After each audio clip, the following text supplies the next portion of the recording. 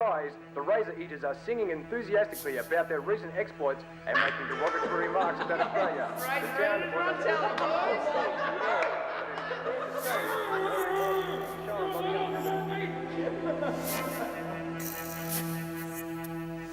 Seen here in disguise, the Razor Eaters are singing enthusiastically about their recent exploits and making derogatory remarks about Australia. The sound was unfortunately too obscene to be aired, but it is fair.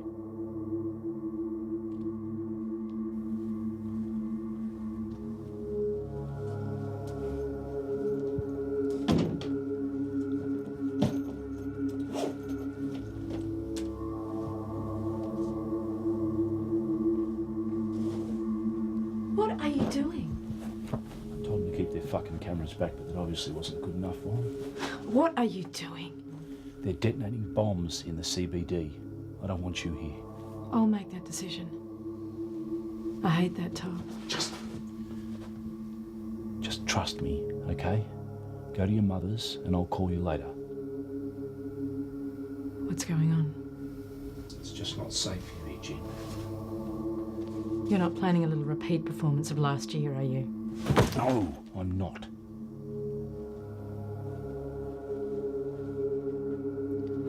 You just think about everything we've got. If you make a mistake, that's it. Okay, Orv, now that I've got you alone, can I ask you a few questions about your past, you know, where you grew up and stuff? Yeah, go ahead. All right, where did you go to school? Religious establishments full of arseholes in waiting. I spent most of my time blowing things up. And got away with most of it too until I got a bit carried away on that revenge trip. And what did you do? Well, this guy called Pete Cox took a real dislike to me. You know, I was just getting good grades at school and didn't have many friends, so that made me a target in his eyes. And how did you deal with this situation? I rigged his locker to blow off one night. You know, watched it all happen in the morning. That's shit hot, Orv. How did it pan out? Oh, well, I got expelled. He got a perforated eardrum, lacerations, powder burns. And then it was on to children's court and juvenile detention. Any regrets? Maybe. I mean, juvie wasn't really an easy street for a guy like me. But I made friends with Zach and Roger pretty soon, and they looked after me and got me out. I mean, I wouldn't be here today if I hadn't followed through with everything. Ken. Well, you've heard it. No feeders can beat us, ask Johnny. Yeah. Mate, I'll call you back. No, mate, I said I'll get back to you. Let's just speak fucking Swahili. I'll get back to you. See you. Danny boy. I'm pretty busy, so... We're going to go to fucking task force on this, right? Sorry, but I got the call this morning.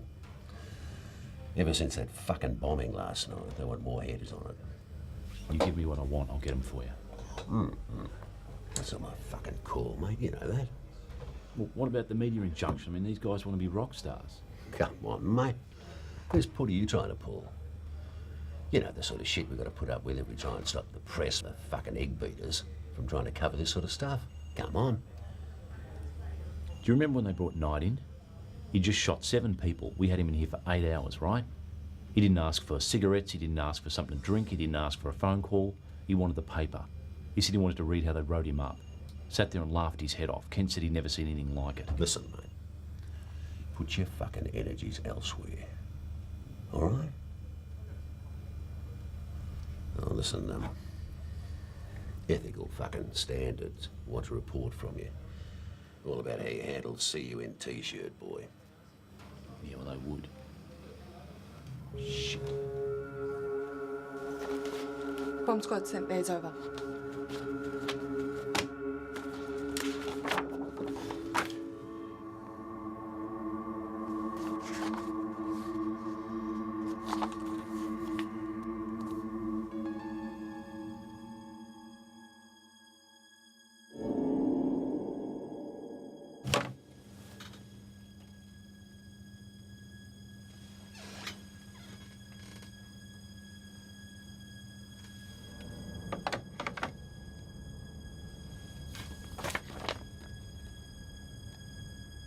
Why didn't you tell me you suspected your son was responsible? Because I wasn't sure. Didn't want to draw undue pressure if it wasn't the case.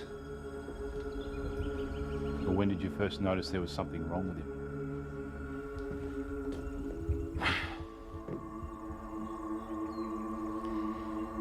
He was making more money than any normal schoolboy has a right to. And he got expelled. We knew he had problems.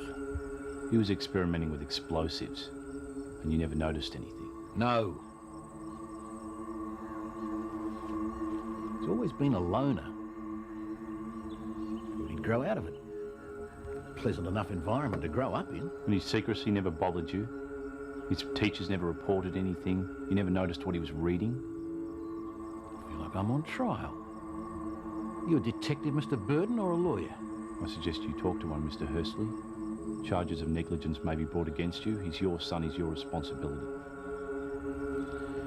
No son of mine is involved in anything like this.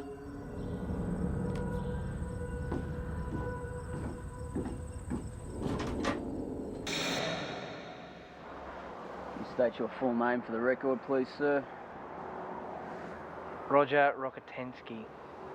Where does Roger come from? Well, what can I say? Bit of a Westie boy, you know, out in the Westie suburbs. I'm not going to tell you exactly. Don't need you hanging shit on me for it. Your lucky day, pal. Your lucky day. I'm going to have a bit of a think, wondering, you know, how the fuck this is going to end. I don't know. What do you reckon? I reckon we just fucking go out and hail the bullets. Hail the bullets? That's what I reckon it's heading for. Us? Yeah. You believe in God, Rog? Nah. Not really. I just believe in Rog. Rog and strapping it on with his babies, and that's all I fucking rely on, and that's all I have to worry about. And then if there is a God, I won't be fucking seeing him because I'll be going downstairs, if you know what I mean. Oh, they're those fucking yapping dogs. But I like dogs, so I won't plug any dog. I'll shoot a mongrel, but I won't fucking plug a dog. Plug a person, not a dog? Mate, I give dogs more credit than fucking humans. We're making a difference. Yeah, we're making a difference. We're fucking oath we're making a difference. You know, every little drug dealer we pop or every little fucking turkey that we fuck over, that's one less turd that we've got to deal with in society. You know? That's one less mother that walks through the streets with a fucking pram and a newborn baby that doesn't have to get fucking hassled by some little smacky trying to sell a fucking cap. Or some fucking prick that needs fucking a hit, or fucking needs to sell some fucking, you know, video recorders, some fucking shit like that. That shits me. That fucking shits me. Petty little fucking criminals that can't get off their ass and fucking support their drug habit or anything like that. I fucking hate them. I fucking hate them. Get off your ass and fucking get a job and fucking smack yourself up at night. I got no fucking problem with that. Start harassing fucking normal families and doing shit like that. That fucking pisses me off.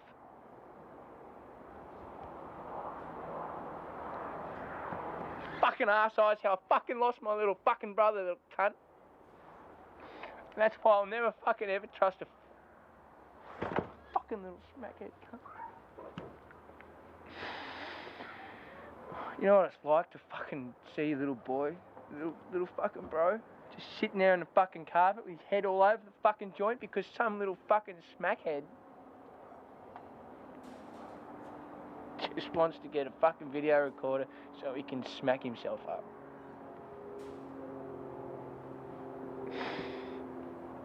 That's why I do it. That's why I do it, because every time I fucking plug one of you cunt, I feel a lot better. I feel a hell of a lot better.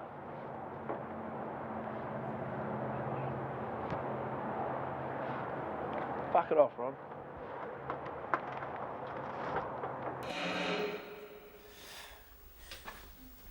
Part 1 is a success. And now, before they have time to scratch themselves, we hit them with Part 2. Here we are at Parliament House, home of the bureaucracy of contradictory mediocrity. Imagine taking this place out with an Orville special. Hello, sir. How are you? Oh, hello. Are you a politician? Yes. Brian Worthy. Brian Worthy. Hi, I'm Ed Edmonds, and we work for... Very nice to meet you. Very nice to meet you too. We work for a pay station called WFOS, and we're wondering if we could ask you a few questions about your job. Pleasure, pleasure. Just come this way. Yes, sure.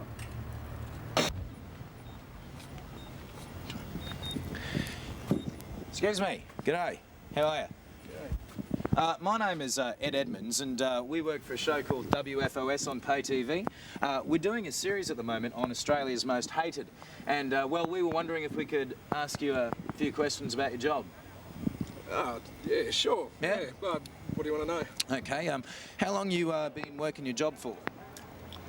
Now? Now, yeah. Oh, let's see, almost 3 years now, yeah. Ah, 3 years. Yeah, long time. Yeah. Does it ever get you? As you can imagine, mate, a lot of people don't really like you that much, you know. Don't like what I do. Oh, yeah, you know, but, no, generally it's pretty good, you know. Yeah. I get to work outdoors, stay active, you know what I'm saying? Yeah. Do you like your job? I mean, do you like the fact you're catching people out? Yeah. Yeah. Yeah, there's a degree of satisfaction there, I can't lie. Yeah. You know, but I don't make the rules, buddy, okay? I just enforce them, you know? Sort of like being a police officer, really, you know? What do you think would happen if a lot of you guys didn't show up for work tomorrow? Yeah, a lot of you guys would like that, wouldn't you? Oh, yeah, eh? should you? You'd be able to park wherever you wanted to. That's right. But you and me both know that's not going to happen, eh? Yeah. Really? You know, there's a lot of people out there that basically think that you guys are the lowest form of life on earth, that even though there are plenty of other jobs out there, you keep doing this. See, they see you as righteously upholding these piss-ant laws, and they know that you were just too fat, slow and dumb to get into the police force. Who did you say this was for? For WFOS TV, we're full of shit. You can check out our website if you like. It's www.we'rebullshitting you, mate. What's it? Hey! No, I'm sorry! I'm sorry, I didn't mean it! Oh, I'm sorry! Mr. Inspector Fuck, that was your life. Oh, no! I didn't mean it! I don't know what I had! Yeah!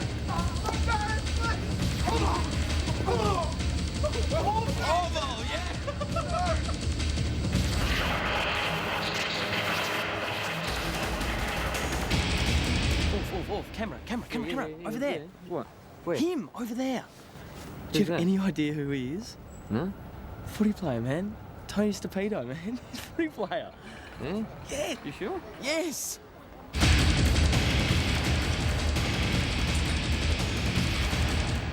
Tony, mate. Could I grab an autograph, please? Fuck off, idiot.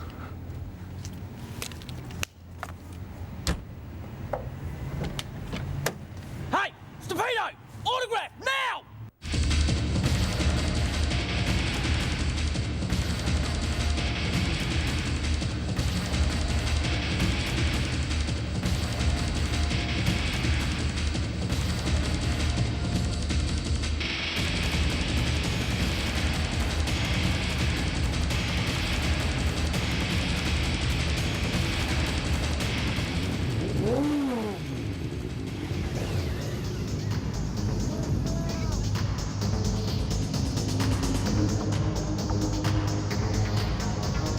This money is all bullshit. They're all driving their dicks.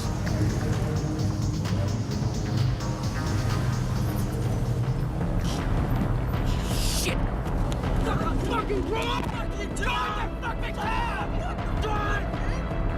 Turn the fucking music down! No! Now, repeat after me. The world is better off without me. The world? Come on! The world is better off without me. Oh, come on, boys. We'll do it again, and this time with a little bit of feeling. The world is better off without me. The world is better off without me. Oh, very good. All I'm good for is my car stereo. It's his fucking stereo. The meaning of life is subwoofer. The meaning of life. The meaning of life is subwoofer. Part 2. I give you the Dungeon of Arseholes.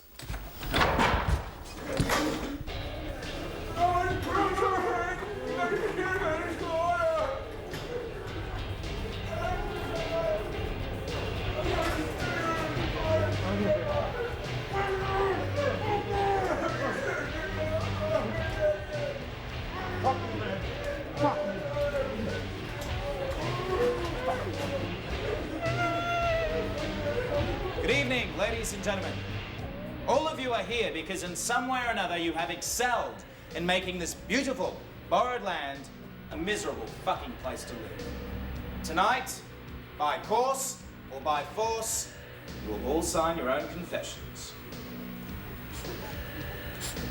Peter and Steve-O are two little techno-pounders. Though obviously guilty of noise pollution, their real crimes are theft and loitering.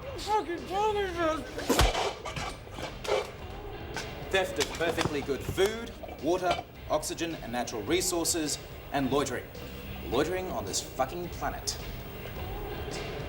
Tina Labas.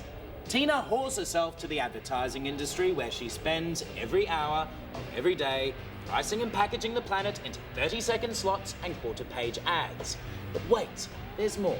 For choosing to understand only that faculty of the mind that governs purchase, we find her guilty of negligence.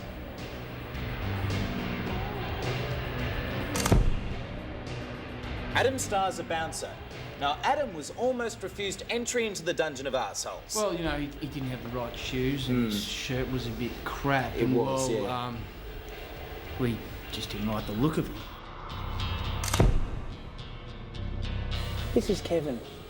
Kevbo's idea of being a tough guy is to breed dogs and treat them like shit. Sometimes he starves them, sometimes he hits them with a stick, sometimes he just gets them to fight each other. Well, congratulations, Kevbo, because we get to find out how tough your dogs really are when we sick them on your own arse, you butchie! Have a look at the dog, you fag! Hey? Next, we have Brian Worthy. Brian is a politician. Yes, unfortunately, we could only find one. Every year, hundreds upon thousands of innocent Australian taxpayers place their hard-earned living in Brian's hands only to have it misspent on mobile phone bills, travel rorts, extravagant lunches, and golden shower fittings. Brian is a liar and a thief, and I pray to God he rots in hell. Yes, sign it.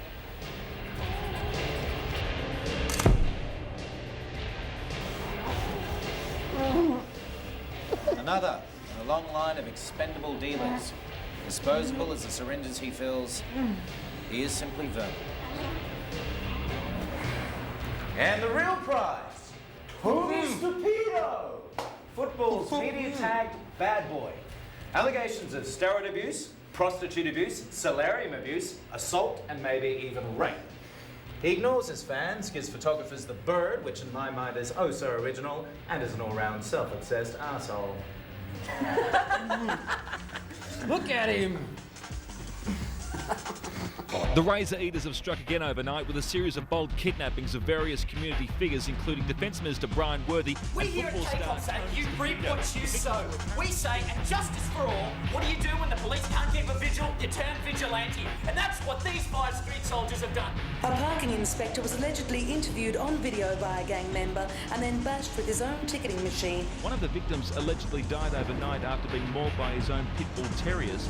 And in a tragedy for football fans, bad boy Tony Stupido may never play again after having both his knees broken by the gang. Suffering mild hypothermia, the controversial player was whisked away to hospital, where we are waiting for a statement from his managers.